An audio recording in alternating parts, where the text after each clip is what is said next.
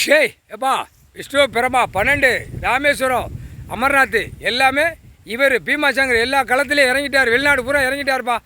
பூமியில் போய் எலுமிச்சம்பழம் கனி பாம்பால் போட்டு கணக்கு முடிச்சிடுவார்.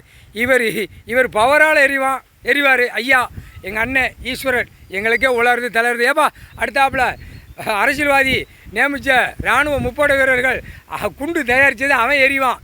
அது கறி மருந்து. இது பவரு.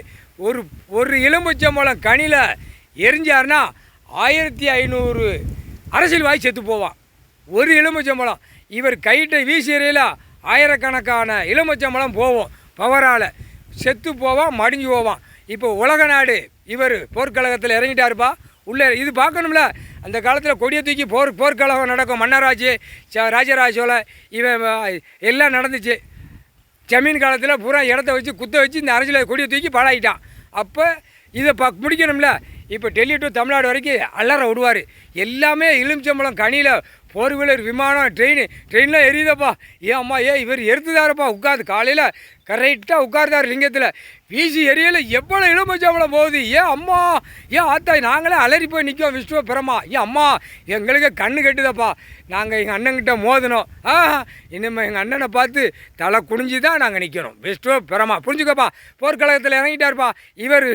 இவர் தான் போர்க்கழகத்தில் இறங்குறார். ஒத்தையில் ஒரு ரூபத்துக்கு கோடிக்கணக்கான ரூபத்தில் உள்ளே இறங்கி வெளிநாடு பூரா அழிச்சிருவார்.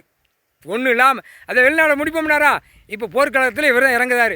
எப்பா எங்கள் அண்ணன் இறங்கிட்டாருப்பா. எங்கள் அண்ணன் இறங்கிட்டார். ஈஸ்வரன் பரமசிவன் இறங்கிட்டார்.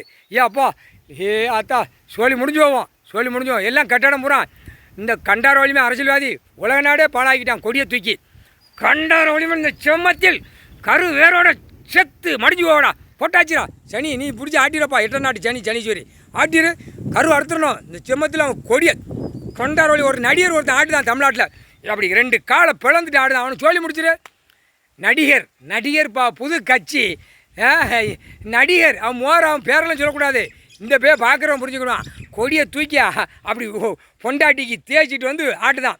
அவன் பொண்டாட்டிக்கு ஏன்னா நடிகை பூரா இதே சோழி. உழைப்பு இல்லாமல் பூமியை அழிச்சிட்டு நாற்காலி சேரில் உட்காரன்னு வெறியில் அலைதான். கண்டார இதோட முடிச்சிடணும் பூரா. இப்போ உள்ள பிறந்த காலத்துக்கு பூரா ஜென்ரேஷன் பூரா கொடியை தூக்கணும், ஆட்டணும், பின்னாடியே போய் நக்கணும் போகுது. இது என்ன காரணம்? பூமி அழிக்கணும். நீதிமன்ற கோர்ட்டில் வழக்கேறணும். இதே ஜோலியாக போகணுமா அப்படின்ட்டார். எல்லாமே அலற விடுவார். எப்பா போட்டாச்சுப்பா கணக்கு. இப்போ இந்த புது கட்சிக்காரனா போட்டு உழைப்பி விட்டுரு. முதலமைச்சர் நீதான். சென்னை மெட்ராஸு கருப்பு சிவப்பு கொஞ்சம் கீழே இன்னும் இறக்கு. இன்னும் அவனை கொடல் அவன் நிம்மதியான தூக்கம் தூங்கக்கூடாது. சரியா? நம்ம கணக்கு முடிய வரைக்கும் 8 நாட்டு சனி தூங்கக்கூடாது. பூரா பேர் ஆட்டி அவன் வீட்டில் அவன் பொண்டாட்டி பிள்ளைலாம் செருப்படி விளக்கமத்தடி கக்குசடி எல்லா அடி வாங்கணும். இந்த அரசியல்வாதி புரியுதா? அதே மாதிரி புது கட்சி கொடியை தூக்குதான்லப்பா.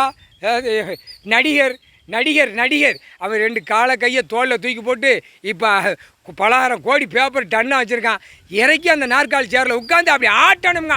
அவன் பொண்டாட்டி அவன் அப்பன் ஆத்தா எல்லாம் கதை வசனம் டைரக்ஷன் எழுதி நாசம் பண்ண வந்த கண்டார ஒளிமகன். எப்போ அந்த கொடியை தேய்ச்சிட்டு வரான். யார்? இப்போ நடிகர் வீட்டில் பொண்டாட்டியை ஆத்தா அப்பன் பேரம்பேத்தி வரைக்கும் தேய்ச்சிட்டு கொடியை தூக்கிட்டு ஆட்டுதான். நச்சிரு. இதோட குளம் 2026 சோழி முடிச்சிரு. நீ தான் முடிக்கணும். அதே பார்த்துக்கோ.